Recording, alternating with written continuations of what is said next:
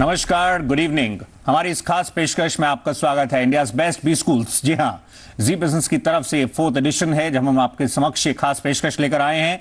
एक leading international research firm के साथ मिलकर हम ये पेशकश लेकर आए हैं, जिसमें हम बताएंगे कि टॉप बी स्कूल्स कौन से हैं और जिन पैरामीटर्स के आधार पर ये पूरा तय किया गया है। हमारे साथ बाकी जो खास मेहमान जुड़ रहे हैं उसमें डॉक्टर राकेश मोहन जोशी साहब मौजूद हैं, जो कि चेयरमैन है इंटरनेशनल डिवीजन के Indian institute of foreign trade. नमस्कार, स्वागत है आपका पेशकश में। साथ ही हमारे साथ भरत मेहता साहब भी मौजूद हैं, जो कि वाइस प्रेसिडेंट हैं और चीफ HR ऑफिसर हैं त्रिवेणी इंजीनियरिंग। नमस्कार, आपका भी स्वागत है पेशकश में मेहता साहब।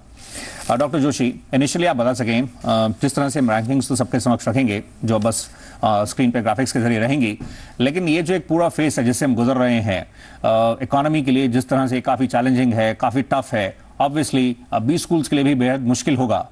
तो ऐसे में किस तरह से ये आपको ओवरऑल पिक्चर इस समय दिख रही है और सिनेरियो को आप किस तरह से एनालाइज करेंगे? देखिए, आपने देखा होगा कि इस समय पूरी इकोनॉमी के अंदर स्लंप है। भारत के अंदर स्लंप है, उससे ज्यादा स्लंप जो अमेरिका में है, यूरोप में है, और इसलिए बिजनेस एजुकेशन में और MBA एजुकेशन में अक्रॉस द वर्ल्ड थोड़ा स्लंप है। और इसके लिए जो सबसे इंपॉर्टेंट चीज हो रही है, for B schools they are finding it difficult even to get the students, and therefore to have their sustainability, and the B schools need to compete in the international markets with other B schools across the world. And globalization is giving opportunity to the Indian students to take up opportunities elsewhere, as well as it is offering opportunities for the other students to come in India and get admissions and get jobs in the B schools. And therefore the surveys provide a very useful tool, especially to the students, to the employers and to the B schools, to give a benchmarking so that they can take respective measures in each of the parameters on the basis of which these surveys are conducted. Doctor Joshi, specifically जहां तक faculty की बात है, आपको लगता है ये बहुत इंपॉर्टेंट रोल प्ले करता है इस पूरे प्रोसेस में? देखिए, फैकल्टी एक तरह से कोर है बी स्कूल का, बाकी जो है वो हार्ड पैरामीटर है, but faculty is probably the heart and the software of these B schools. अच्छा, हिंदुस्तान का के अंदर बाहर की फैकल्टी का, बाहर के बी स्कूल का इंटरेस्ट इसलिए बढ़ रहा है कि आप देखिए कि भारत की और चाइना की ग्रोथ रेट है जो 7-8-9% के से बढ़ रही है, जबकि आप देखिए कि ग्रोथ रेट जो है वो अमेरिका और यूरोप के अंदर चूंकि घट रही है, इसलिए वहां के बिजनेसेस को इंडिया का मॉडल जो है वो काफी पसंद आ रहा है। इसलिए कोई बी स्कूल दुनिया में ऐसा नहीं है जो ये चीज कम से कम इंडियन बिजनेस मॉडल्स के बारे में वो बात करता है, और इसलिए जो है इंटरचेंजेबिलिटी जो फैकल्टी की है भारत से विदेशों के अंदर और बाहर के देशों से इंडिया में धीरे धीरे बढ़ती जा रही है। तो हमारे साथ मौजूद हैं सुधीर कवाही साहब, डॉक्टर राकेश मोहन जोशी जी मौजूद हैं, भरत मेहता साहब भी मौजूद हैं। डॉक्टर जोशी, एक ट्रेंड जो और ऑब्जर्व किया जा रहा है कि हम तो दिखा रहे हैं जो टॉप स्कूल्स हैं, लेकिन समहाउ देश में जिस गति के साथ, जिस स्पीड के साथ बी स्कूल से एक्सपेंशन हुआ है, उसमें कई बार ये भी कहा जाता है कि कहीं ना कहीं क्वालिटी पर भी इम्पैक्ट पड़ता है, जो यहाँ से इनफैक्ट स्टूडेंट्स जो बाहर आ रहे हैं। इसको आप किस तरह से इसको एनालाइज करेंगे और कैसे इसको आप ऑब्जर्व करते हैं, जो ट्रेंड देखा जा रहा है, जो जिस तरह से इसको लेकर फीडबैक मिल रहा है? देखिए सौरभ जी, पिछले कुछ वर्षों में क्या हुआ है कि AICTE के कंट्रोल करने के बावजूद भी हिंदुस्तान में बी स्कूल की ग्रोथ हुई है। उसको अगर मशरूमिंग ग्रोथ कहें तो कोई बहुत अतिशयोक्ति नहीं होगी।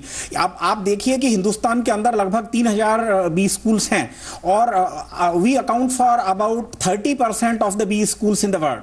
तो वो 3000 बिजनेस स्कूल के अंदर कोई बहुत अच्छी क्वालिटी हो वो आप मत करिए। हिंदुस्तान के अंदर अगर इसको आप कैटेगराइज करेंगे तो आप पाएंगे कि लगभग 40-50 बी स्कूल्स जो A क्लास कैटेगरी में, बाकी 100-200 बी स्कूल्स हैं जो B क्लास में, rest all are in the C class. तो उसके अंदर अंतर पड़ा है। अच्छा, इसीलिए तीन बी स्कूल की कैटेगरी के अंदर एक कैटेगरी वो है जिसके अंदर placement is very high, second में mediocre, and then there is a category जहां पे प्लेसमेंट लगभग है ही नहीं। वहां पे मतलब MBA करने के बाद भी सेल्समैन की जॉब लोग ढूंढते हैं और शायद वो भी नहीं मिलती हो। चलिए डॉक्टर जोशी, आप संभव मतलब ये रैंकिंग्स तो हम रन कर रहे हैं, जो ओवरऑल रैंकिंग्स हैं, लेकिन फिर भी आपने क्या ट्रेंड ऑब्जर्व किया अभी पिछले कुछ, अगर हम समय की बात कर सकें, इनफैक्ट पिछले 2-3 साल के अंदर, ये जो आप शेयर कर सकें, मतलब जो बदलते दौर में और स्पेसिफिकली इन प्रेशर्स के बीच में जो ट्रेंड कुछ ऐसा खास जो आपने ऑब्जर्व किया हो? देखिए सौरभ जी, बदलते हुए ट्रेंड में जो एक इंपॉर्टेंट चीज उभर के आई है वो ग्लोबल एक्सपोजर पे आजकल सारे बी स्कूल्स ध्यान दे रहे हैं। तो उसका एक कारण तो ये है कि भाई ग्लोबलाइजेशन हुआ है अक्रॉस द वर्ल्ड, और globalization in the higher education and the management education is very very natural. But आपको ये लगता है ग्लोबल एक्सपोजर से एक वाइडर हॉराइजन, आपको एक व्यू पर्सपेक्टिव तो मिलता है, लेकिन जो यहाँ पर लोकल रिक्वायरमेंट्स के अकॉर्डिंगली जो आपको अपने आप को उसकी ढालना है, जो जैसे हम बात कर रहे थे इंडस्ट्री से जो एक्सपीरियंस जो मिलता है, मतलब वो ज़्यादा हेल्पफुल रह सकता है, उससे आपको एक व्यू ज़रूर मिलेगा, लेकिन फिर उसके अकॉर्डिंगली आपको अडाप्ट करना है लोकल सिचुएशन के अकॉर्डिंगली। नहीं, वो तो निश्चित रूप से किसी भी ग्लोबल स्ट्रेटेजी को लोकली अडॉप्ट किया जाता है, और वो थ्योरेटिकली उसको हम ग्लोकलाइजेशन कहते हैं, कि global strategy with A local trend. तो उसका कोई शॉर्टकट नहीं है कि कोई भी बी स्कूल इंडिया में आए या बाहर जाए उसको एडप्ट कर सके। लेकिन अगर आप देखेंगे कि जैसे फाइनेंशियल टाइम्स की जो रैंकिंग आती है उसमें टॉप 100 में हिंदुस्तान के कितने इंस्टीट्यूट है? 2-3 एट दी मोस्ट, मतलब we have no institutes.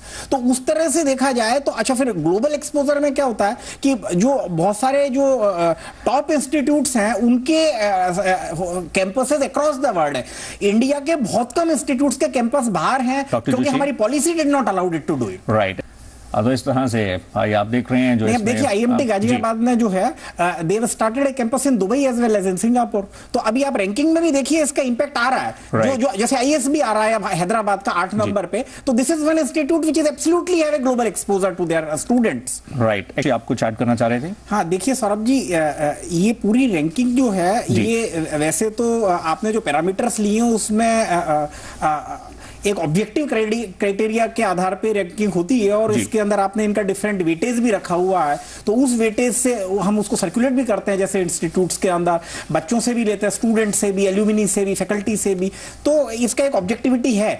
But at the same time अगर आप देखिए कि 2 दर्जन या 3 दर्जन तरह की रैंकिंग अगर हिंदुस्तान में आती है तो वो सारी रैंकिंग डिफरेंट होती है, और ऐसा न कोई ऑर्गेनाइजेशन है न कोई स्टडी है जो इंटर रैंकिंग को कोरिलेट करता हो। और उसमें आप देखिए किसी के अंदर जिस इंस्टीट्यूट की 2nd 3rd रैंकिंग आती है, दूसरे उसमें वो 20 नंबर 25 नंबर पे चला जाता है। तो ranking provides a good influence to all the stakeholders including the institutes, students and the industries, the placement, जैसे मेहता साहब है तो प्लेसमेंट के लिए भी देती है। स्टैंडर्डाइजेशन की इसमें बहुत ज्यादा जरूरत है। तो इस तरह से आपका फीडबैक है, वो एक मेरे ख्याल से उसमें स्टैंडर्डाइजेशन की जरूरत है, वो और बेटर होगा आपके अकॉर्डिंगली। आज क्या करते हैं कि ranking is being used by most of the institutes as a marketing tool, और वो मेरे ख्याल से अगर थोड़ी ट्रांसपेरेंसी ज्यादा हो और स्टैंडर्डाइजेशन अक्रॉस रैंकिंग हो तो वो